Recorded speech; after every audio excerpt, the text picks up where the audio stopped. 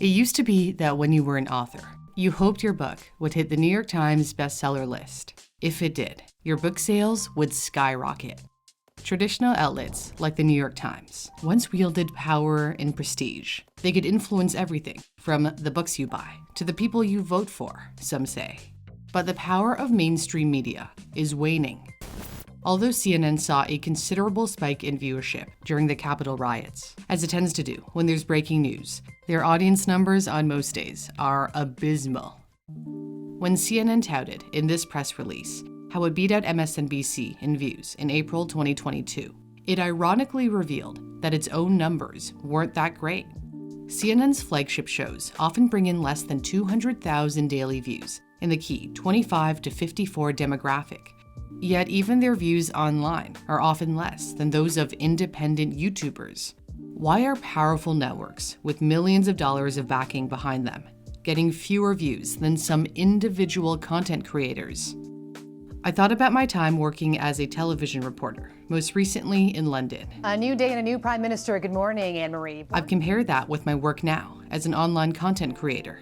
There's a massive difference between videos that are made by TV networks and videos that are made by YouTubers, even though both are video-oriented. Online content creators have a lot more creative freedom, which often makes for more compelling content. I can make a 6-minute video about the difficulty of landing Starship, or a 23-minute video about the dark web crime kingpin of Silk Road. You don't get the luxury of that much time with television. Take the example of interviews. You might notice that the format of web-only interviews is different from interviews made for TV that are then released online.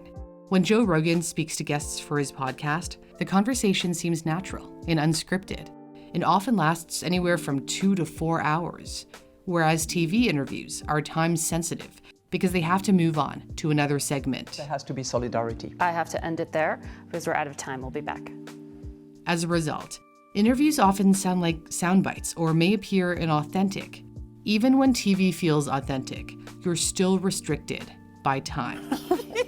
In this hilarious segment from Global News, the Canadian network where I used to work, one of the hosts made an artichoke dip, and it went horribly wrong. But there's no vinegar in there. So here's what happened. What? That's like all that I can taste is vinegar.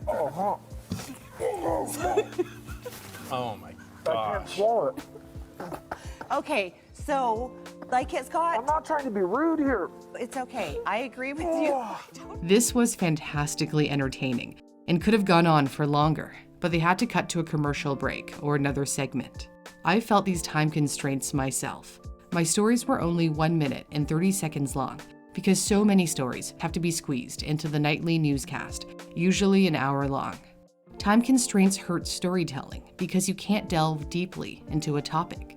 Shows such as 60 Minutes offer longer form reporting, but they don't air daily because they take considerable resources to produce. When daily TV reports are later uploaded online, their short, rigid format fails to compel people to watch. For example, my report about a zero-waste grocery store in the UK may have gotten hundreds of thousands of views when it aired on television stations in North America.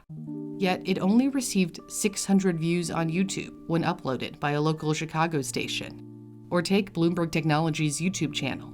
They simply re-upload segments from their TV program online. The result is just a few thousand views per video. It's hard for networks to produce content that works well for online because their storytelling is beholden to the format for television and the advertising dollars it brings. You'd be hard-pressed to find a network willing to do an in-depth review of the iPhone SE, like on MKBHD's Tech Channel, or a 12-minute video about why black balls are floating on a reservoir, like on Veritasium's Science Channel, because TV audiences don't have long attention spans for that kind of storytelling. So why is it that when CNN focused on online video by launching a streaming service, it flopped? CNN Plus was touted as the Netflix of news. CNN's hired hundreds of people and created dozens of new shows for the service. It featured original series, documentaries, news shows, and live daily programming. Instead of the 2 million subscribers that the head honchos at CNN anticipated after a year, CNN Plus reportedly drew fewer than 10,000 views a day. The service shut down in April after just 1 month. Pretty much no one wanted to pay $5.99 a month to watch news shows when they can watch videos on YouTube for free. Even Netflix is struggling to retain subscribers, partly because of price hikes. And again, CNN Plus's shows still maintained the familiar format of a TV broadcast, which doesn't work well for the web. Although the brains behind CNN Plus felt it stood out because of its interactive feature where viewers could ask questions, it really wasn't anything unique. Reddit has been doing that for nearly 2 decades. CNN banked on its brand name to carry the day, but it was a humiliating failure. Traditional outlets used to be the gatekeepers of information. If you wanted to know what was going on in the world, you got your news from the radio, your local newspaper, or on TV. Now, anybody can be a reporter. Some argue this opens the door to disinformation, as professional journalists are the ones trained to fact-check. However, there are also accusations that media outlets can't be trusted either. This media bias chart, created by the company Ad Fontes Media, shows the perceived political leaning of various news outlets. Instead of despairing about their demise, media organizations have to reinvent their format or face certain death when everyone cuts the cord, which is inevitable. Social media platforms have made it possible to accumulate millions of views, even without the backing of a multi-million-dollar organization.